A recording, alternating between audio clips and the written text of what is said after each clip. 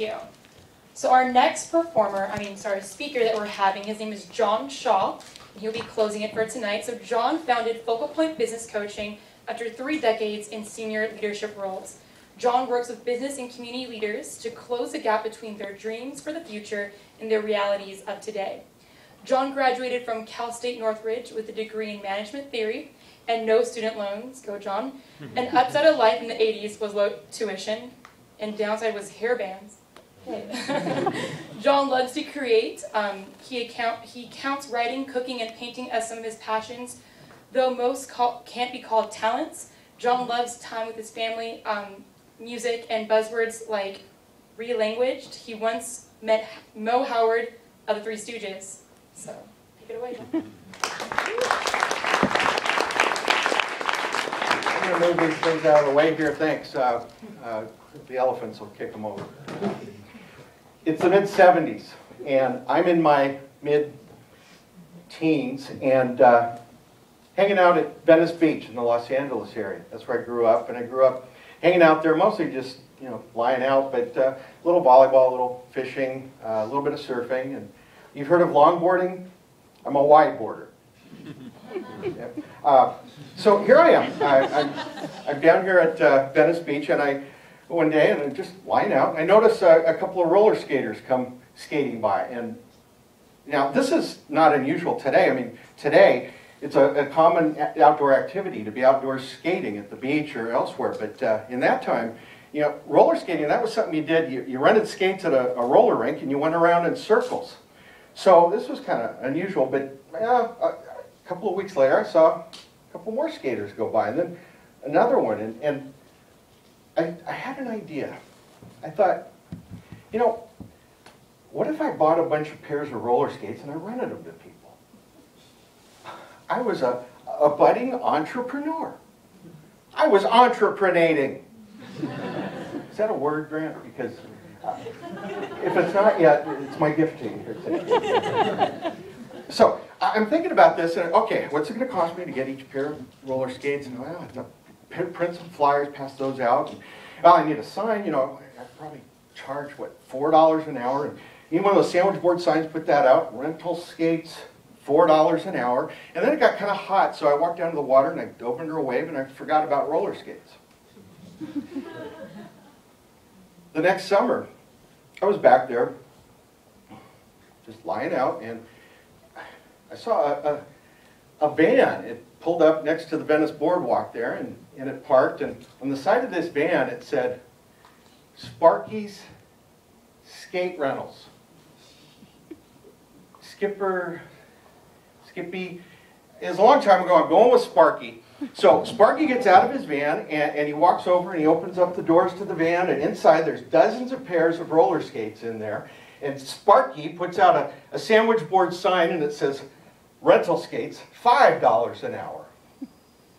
And within a couple of weeks, there were 3 more vans out there along the Venice boardwalk renting roller skates.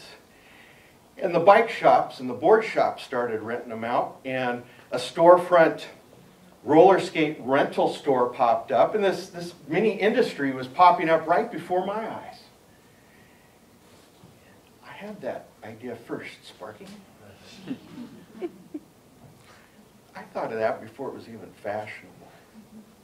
Does that make me a hipster? So I was a hipster before there were even hipsters, I guess. So I guess I got that going for me. Whatever.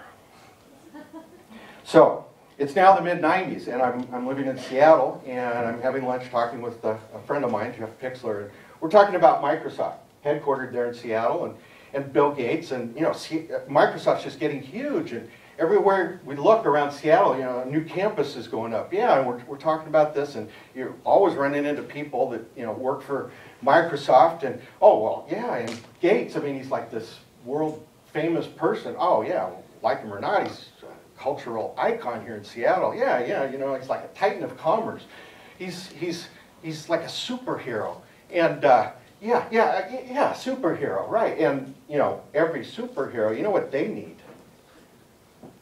Superheroes need action figures.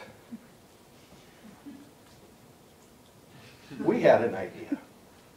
what if Microsoft might want to buy thousands and thousands of Bill Gates action figures and give them out to their employees? You know, they might like them, or they might be ironic humor or whatever, but why stop there? Apple. Steve Jobs, action figure. Yeah, I'm picturing this kid down in Silicon Valley. He's got one of each. You know, he's got a Steve Jobs and he's got Bill Gates, and he's playing with them. And then he grows up and he goes to Comic-Con. So, CEO action figures, we'd have a whole line of them. And well, why stop there? How about rock stars and movie stars and politicians? People would buy politician action figures just so they could snap their little heads off.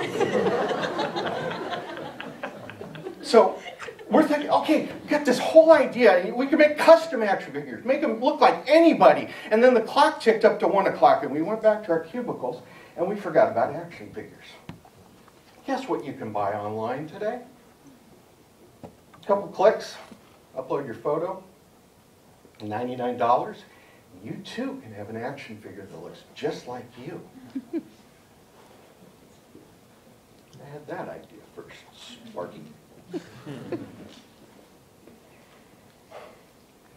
About this time, I was doing a little research around change in organizations and change in people and how it is that we come to change, and sometimes we don't. And I came across some work done by David Gleischer. He came up with a change that explains about formula, and he called it Gleischer's formula for change. And this formula sort of enlightened me a lot. What Gleischer said was, first of all, on one side of the equation here, there's always resistance to change. It's natural human tendency, it's sort of the law of the universe. And what he said was that in order for there to be change, there has to be three things that all happen at the same time. First of all, you have to be dissatisfied with the status quo. Second of all, you have to have a vision, a clear picture, a clear idea of what could be different. And third of all, you have to take the first steps. Those are the hardest first steps when you have a new idea and a concept, but those are the most important because it gets the momentum going. And what Gleischer said was, you got to put all these things together all at the same time, and they have to be greater than the resistance to change. Otherwise, things won't change. And I was thinking about this in light of organizations and people, and started to kind of think about myself, and I realized something. You know, yeah, I can be dissatisfied, and I challenge the status quo, and I like ideas and that whole part of the creative process and vision. And yet, I had this tendency sometimes not to take that first step, but to think of that idea and get crazy about it. Oh, I don't have time for it now, so I'll put it on the back shelf of my brain here, and I'll think about it later, and then forget about it. Now, we're here today because TED has a mantra, ideas worth spreading. And that inspires us. It brought us here. It's a noble cause. It's why we're talking about these ideas here today. I'm going to suggest to you that ideas that are worth spreading are also worth something even more. I have 3 sons. Their names are Kendon, Brandon, and Ryan. Kendon's the oldest, and when he was about 3 or 4 years old, we were just sitting on the couch one day, and all of a sudden he got up and he said, "I got an idea," and he skipped off down the hall and he went and he did something. And you know, I didn't think too much about it, but I started noticing he did this a lot. He'd say, "I got an idea," and he'd skip off down the hall and he'd go do something. And I started to realize that, you know, when he talks about, "I got an idea," he wasn't talking about just his mental state of mind. He was saying, "I got an idea. I'm going to go do something." And we lose that. I've lost that. Many of you at times have lost that.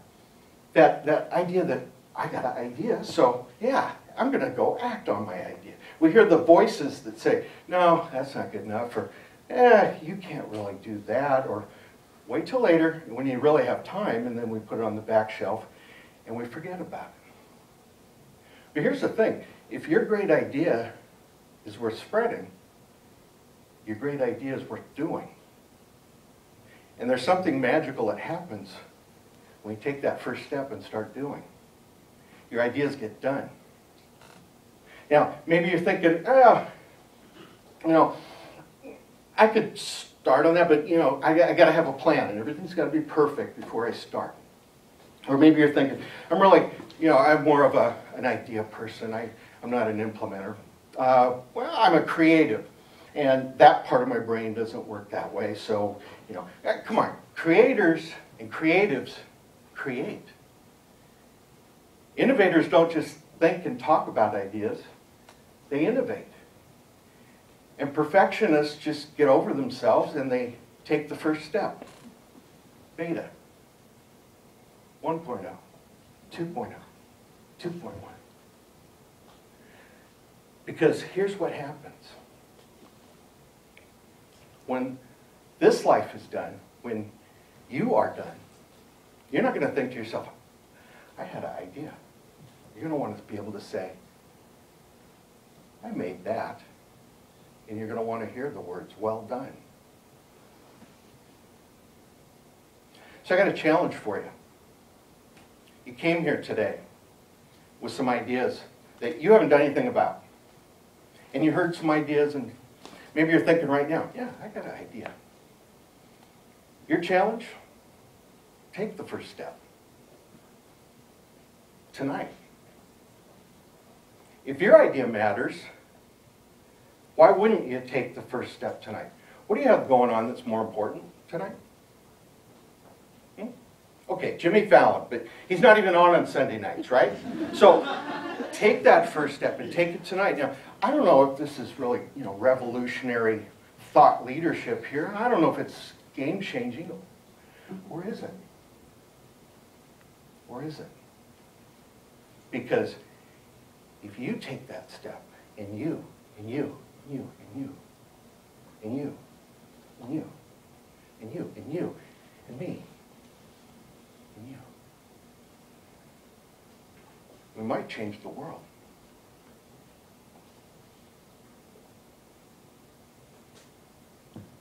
I got an idea. I gotta go.